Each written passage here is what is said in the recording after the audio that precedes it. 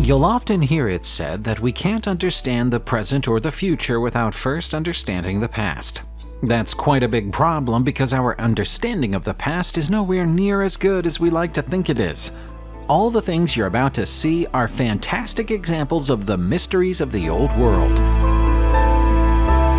On the southern end of an archipelago off the coast of mainland Canada, a collection of hauntingly beautiful totem poles stands as a testament to the rich artistic heritage of the Haida people.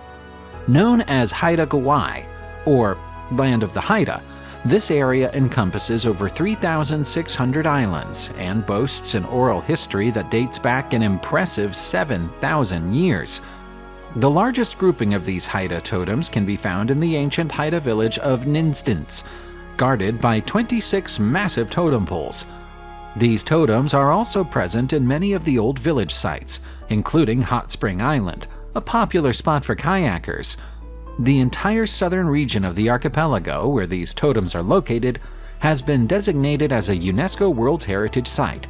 Visitors to Haida Gawai can also explore the totems outside of Skide Gate in K. Nlangai at the Haida Heritage Center. Here, both ancient and modern totems are displayed alongside a carver's studio, where artists can be seen creating these majestic giants from scratch. The renowned Canadian artist and author Emily Carr brought these enchanting totem poles to the world stage with her paintings of these abandoned villages in the 1930s. By the time the Spanish conquistadors and other Europeans had finished conquering the Americas, there wasn't much left in terms of original authentic manuscripts or documentation. Only 20 indigenous manuscripts are known to have survived the assault, 5 of which are Mixtec codices. The best known of them, Codex Selden, was made somewhere around the year 1560 and was thought to have been studied and understood to its fullest extent until 2016. That's when a new study revealed a hidden set of pages hidden under chalk and plaster at the back of the manuscript. That's an amazing discovery, but sadly we don't yet know what it means. The scenes shown on the pages are confusing even to people who have spent their whole professional lives studying documents like these, seeming to show women sitting in the king's council and a repeated glyph of a twisted cord accompanied by a flint knife. The symbol doesn't appear anywhere else on any known Mixtec manuscript. Bearing in mind the fact that the pages were concealed deliberately, this might be top secret information. Unfortunately, that means we might not ever be able to understand it. Let's go to RC in Ethiopia for a closer look at the Tia stone pillars, also known as the Tia stelae. There are 46 of the stones in total at this impressive megalithic site, all of which are elaborately decorated and in various states of standing up or beginning to fall down. Carved stone monuments aren't unusual in Ethiopia, but the Tia stelae aren't consistent with the design of anything found elsewhere in the country. Frustratingly, all attempts to date the stones have failed. They're thought to be somewhere between 500 and 1,000 years old, but that's as close as archaeologists can get to a reliable date. Every single one of the Tia stones features images of swords, human figures, and geometric shapes. It's possible that they're grave markers because of the presence of a series of tombs close to the site, but that's little more than a best guess. 30 years ago, the area was designated as a UNESCO World Heritage Site, but that doesn't mean UNESCO or anybody else understands what type of heritage they're preserving. Speaking of ancient mystery set in stone, let's take a look at the enigmatic rock art of Gobustan in Azerbaijan. The collection of petroglyphs at the site is truly enormous, and some experts believe that the oldest of the artwork dates back more than 40,000 years. In some ways, you could look at this as a collection of art that traces the history of humanity in this part of Eurasia, from the Paleolithic era all the way through to the Middle Ages. It's impossible to say how many individual pieces of art there are here, because experts don't believe they found them all yet. But it's safe to say that the number is at least 6,000. Many of the pieces are little more than crude drawings of plants and animals, but there are also many representations of humans performing a wide variety of activities. It's thought that the first archaeologist to properly document Gobustan was the Norwegian adventurer Thor Heyerdahl in 1981. He returned to the site 4 times between then and 2000 and went to his grave convinced that at least some of the artwork was created by Vikings. Not everyone shares those views, but there do appear to be similarities to Viking artwork in places. There is no archaeological site in India right now more exciting than that at Kiladi in Tamil Nadu, and that's been the case for several years. Excavations at the enormous and complex site are ongoing, but in October 2019, experts working on the 5th phase of excavations found a confusing arrangement of terracotta pipes, decked one above the other horizontally. It's been speculated that the 2 sets of pipes may have been used for different utilities, but that's yet to be proven. There are 10 terracotta pipes in total, the bottom set of which forms one cohesive pipeline that might have been used for carrying protected water. That's another way of saying that we might be looking at a pipeline made specifically for holy water. The pipelines end with perforated lid-shaped dishes, which might have been intended to prevent reptiles or other creatures from entering buildings through the pipes. Kiladi has continued to provide fascinating artifacts since this 2019 discovery, including a collection of ancient daggers.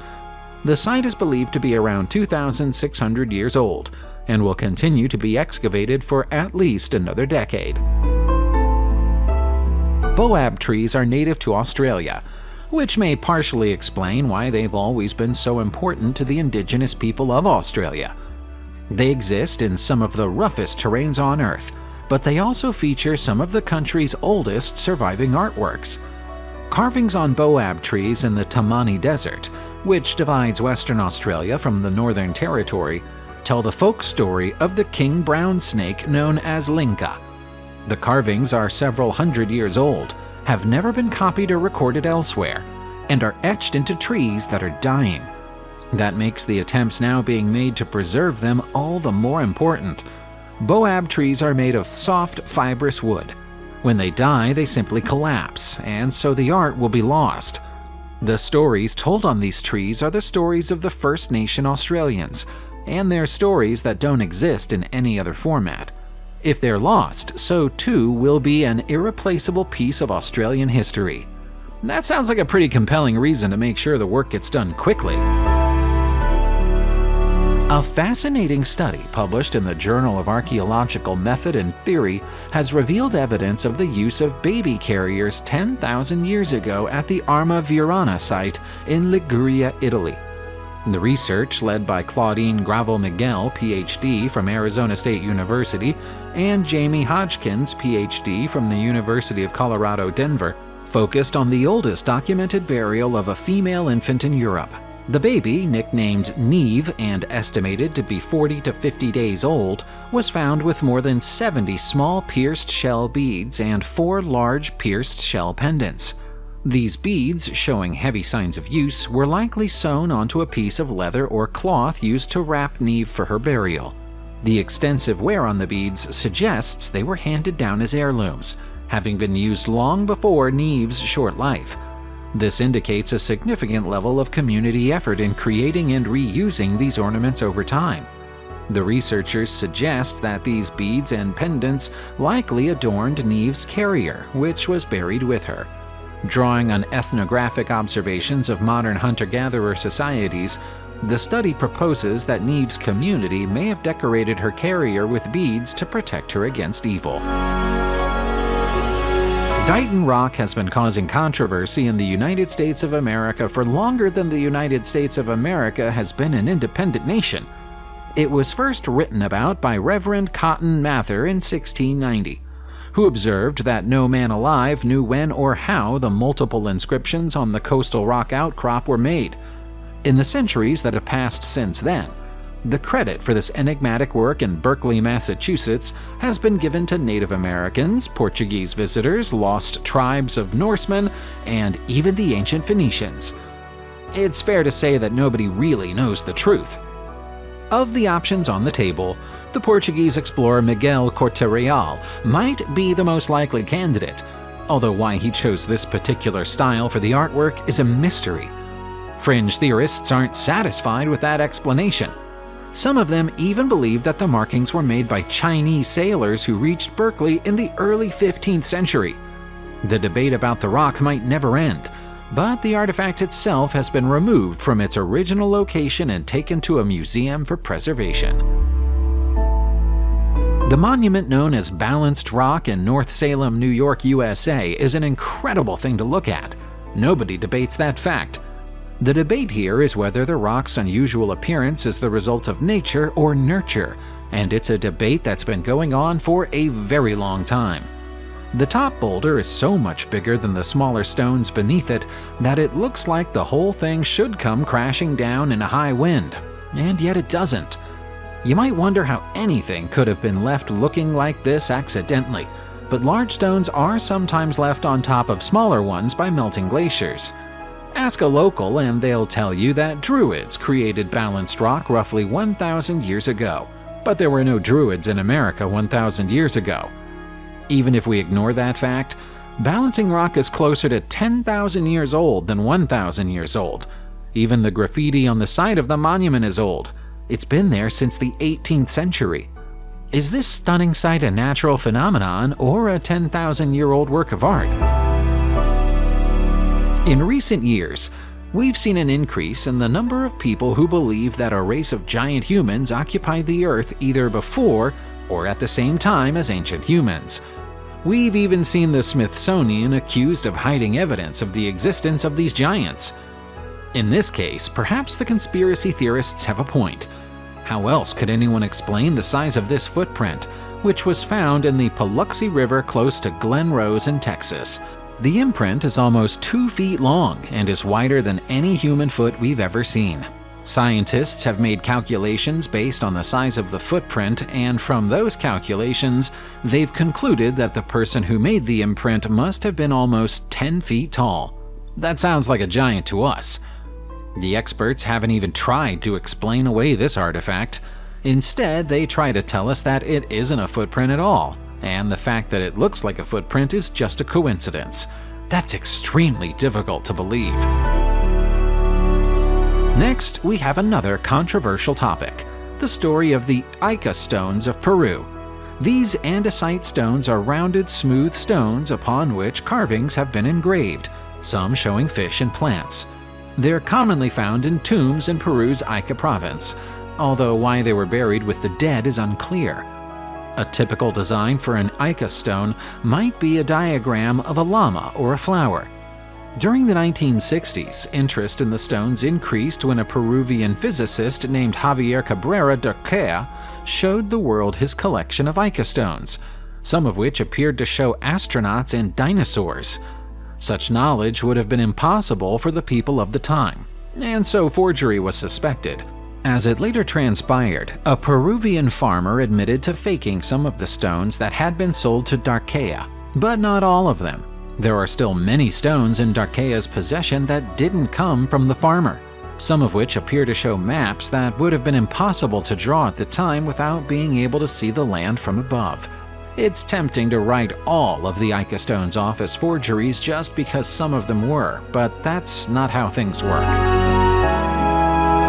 The Lighthouse of Alexandria, also known as the Pharos, was no ordinary lighthouse.